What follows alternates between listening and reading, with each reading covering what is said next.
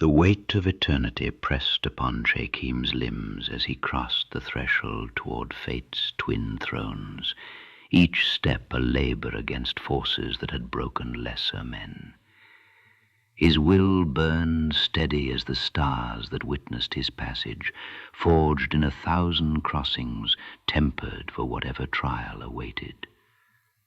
But the heart, that treacherous compass he had learned to silence, stirred beneath his ribs with premonitions his cipherings could not divine.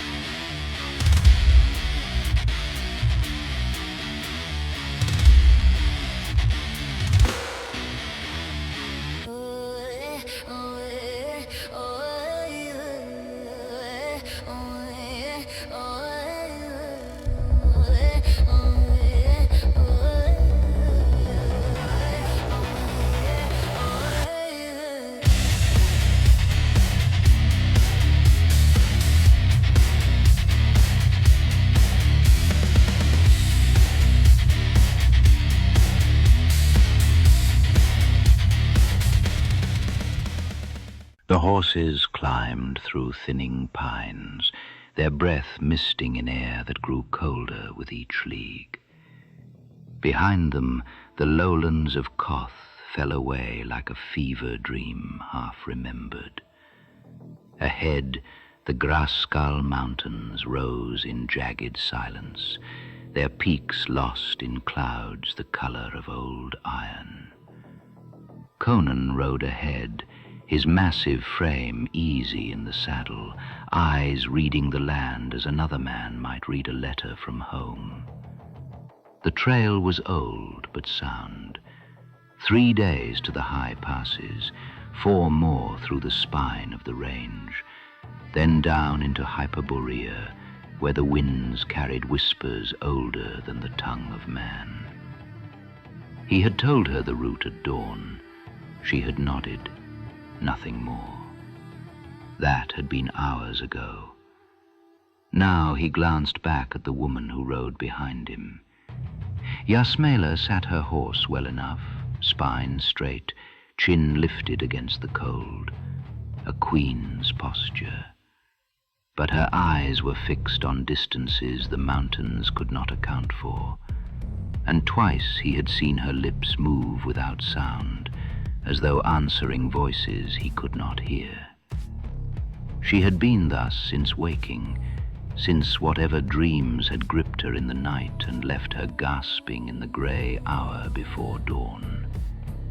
He had watched her rise, watched her hands go to the bracelet at her wrist, watched her face cycle through emotions too swift to name. He had said nothing. There were things a man did not ask. But the silence between them had weight now, and weight was something Conan understood. It accumulated. It broke things. "The Eastern Fork," he said, pointing to where the trail split ahead. "We take it. Adds half a day, but keeps us clear of the Gunderman patrols." She looked at the fork, looked at him. "As you say." 3 words. The same 3 words she had given to every statement since dawn. Conan grunted and heeled his horse forward. The Eastern Fork it was.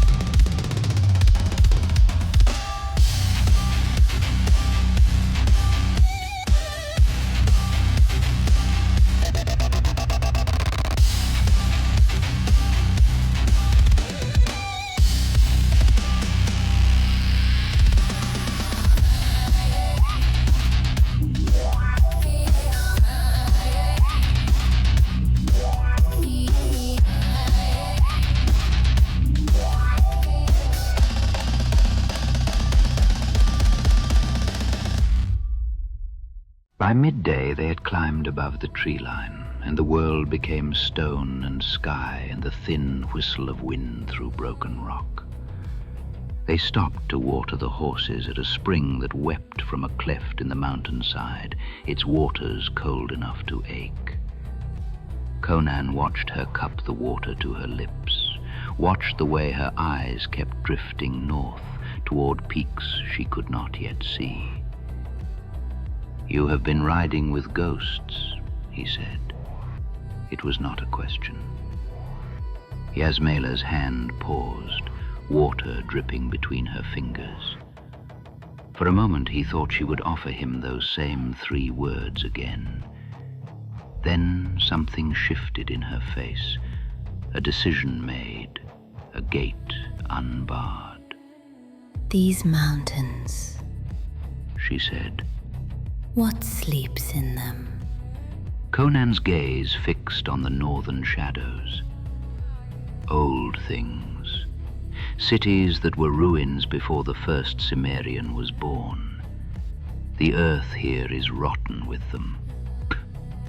Some of them still stir. "Things that stir," she repeated, and there was something in her voice, not fear, something else, hunger perhaps, or recognition. His eyes cut to her. "Why do you ask, woman? What did you see?" Yasmela was silent for a long moment. Then she lifted her wrist, and the bracelet caught the thin mountain light, gold and serpentine, the twin heads seeming to move though they did not move, seeming to watch though they had no eyes. "They came to me," she said. "The architects of Fallujah. Not in whispers this time, in vision. They showed me the shape of the covenant."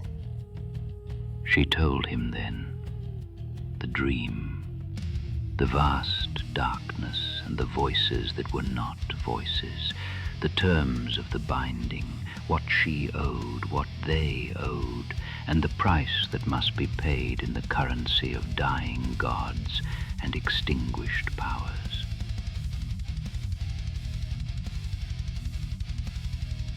The bracelet hungers.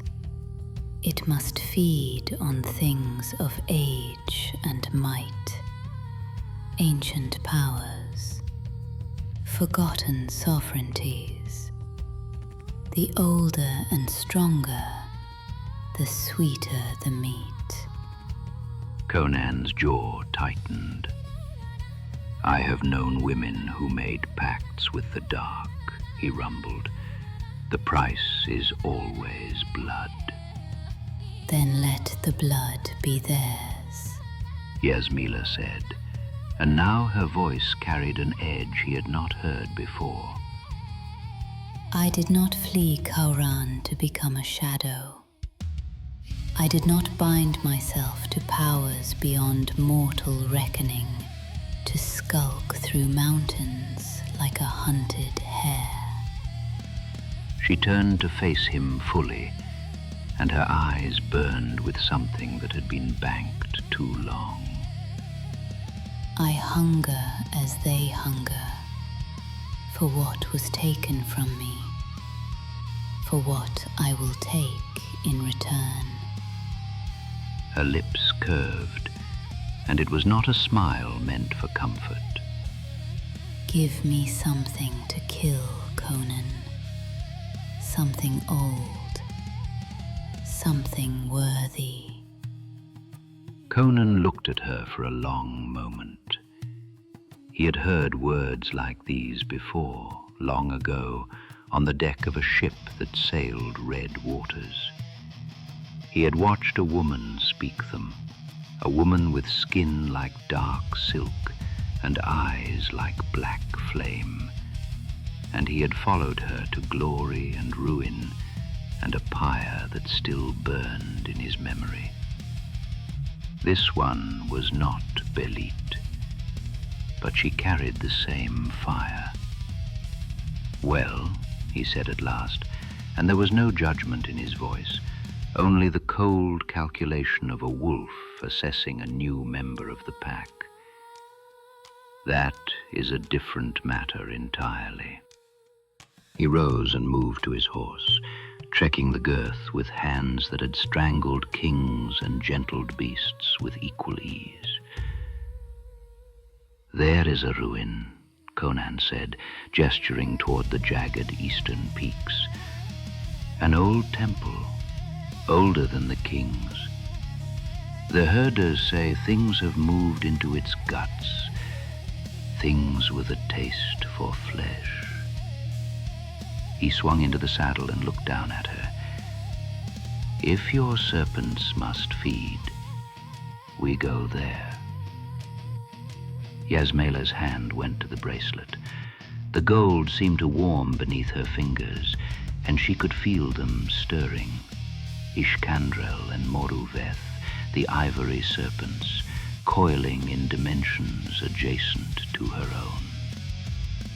"Yes," came the whisper. "Yes, this one will do nicely." She mounted her own horse, and something had changed in the way she sat. No longer a queen displaced, but a weapon finding its grip. "Then let us ride," she said. Conan turned his horse toward the eastern peaks. The pact was sealed, though no words of binding had been spoken. They did not need to be. He knew a killer when he saw one. He was riding with one now.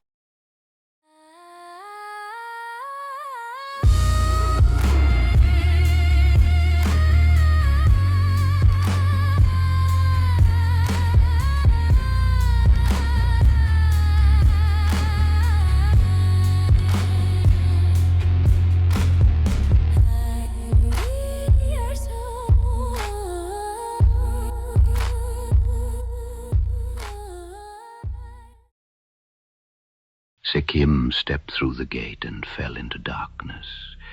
Not the darkness of night, nor the darkness of the void between stars. This was something thicker, black smoke with weight, with intent, pressing against his skin like wet grave cloth, forcing itself into his nostrils, his mouth, his eyes. He could not breathe. He could not see. He could not feel where his body ended and the dark began. He tried to move, and the smoke moved with him. He tried to speak, and the smoke filled his throat. "You seek the throne of fate." The voice came from everywhere and nowhere. It was not sound, it was pressure, meaning pressed directly into the meat of his mind. "Many have sought, none have seen. The path is not for the clever. The path is not for the strong." Çekim reached for his reckonings, the angles of approach, the geometries of traversal that had carried him across 1,000 thresholds. His mind spun the configurations, and the smoke swallowed them whole. "Unbury," the throne commanded. "Lay bare what festers in thy heart, or thou shalt never see. This path is not for thee." He fought. He was Çekim the traveler, the crosser of thresholds, the hand that moved between worlds. He had walked roads that would shatter lesser minds. He had stood before the throne of balance and received its blessing. He would not be denied by darkness and smoke and the parlor tricks of a seat he had come to claim. The smoke crushed him. It pressed inward, not against his body, but against something deeper, something he had buried beneath layers of duty and distance and the cold reckonings of fate. It found the thing he would not name, and it squeezed. Surrender. He could not breathe. He could not think. He was drowning in his own denial, and the throne watched with the patience of eternity.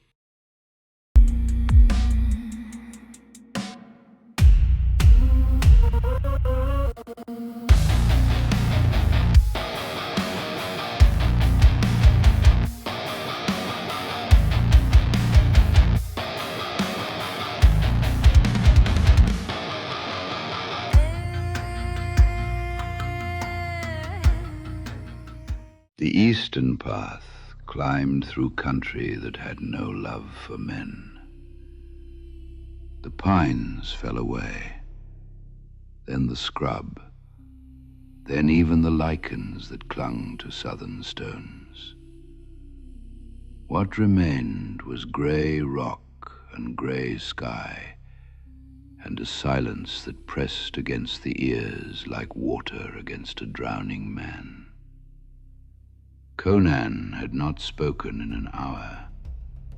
His eyes moved ceaselessly, ridge to shadow, shadow to crevice, crevice to the broken teeth of peaks above.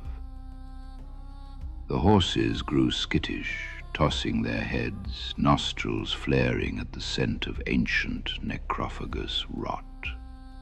The land is wrong here, Yasmela whispered. Aye. Conan's hand was a vice on the hilt of his blade. The air tastes of the gallows. They passed stones that had once been carved, though wind and years had worn the markings down to half-remembered shapes. Letters there were, yet in no tongue she knew. Figures that might have been men, or things that strode the earth before men had learned the measure of their own shadows.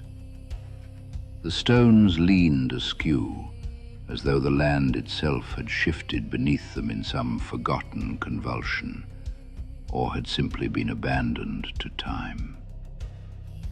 The bracelet had grown warm upon her wrist, not with pain, but with the living heat of a hound pressed close, eager for the chase. Old, came the whisper. Old and strong, the marrow will be sweet. They know. Yasmela said. The architects. They sent it. Conan grunted. Aye, and something else sends us. She felt it then, a pressure at the edge of thought, a weight of unseen regard from the heights before them. The temple, whatever nested within its depths, had marked their coming. Let it watch, She said. let it learn. The trail bent around a shoulder of stone, and the temple stood revealed. It was a growth of cyclopean masonry thrust into the mountain's frozen flank, a tumor of black stone and blasphemous angles. Basalt columns rose from a narrow platform that jutted out above a chasm whose depths gave no answer to the eye. Upon those columns writhed carvings, glyphs that seemed to stir when looked upon too long. The place was older than the first spilling of blood beneath the sun, and its builders had not been shaped in the fashion of men. Nothing green grew within 100 paces of the steps. Even the stone lay dead beneath the eye, darkened as though some ancient taint had soaked into it through ages beyond reckoning. Crom, Conan muttered. It was no prayer. Yasmela dismounted. The bracelet burned upon her wrist, and she felt Ishkandrel and Moruveth pressing hard against the thin veil between worlds, coiling and straining to be loosed. Stake the horses, She said. They will go no nearer, and we shall have no need of them for what comes after. Conan swung down beside her, his gaze fixed on the black mouth of the temple.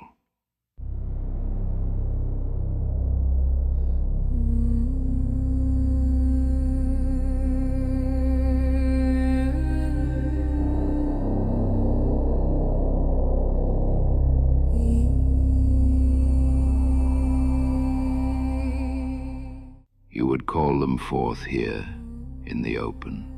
I would feed them. She went toward the steps, and her shadow went before her across the stone, long and dark, like an oath cast ahead of its maker. And I would have whatever squats in that ruin see plainly what comes to unmake it.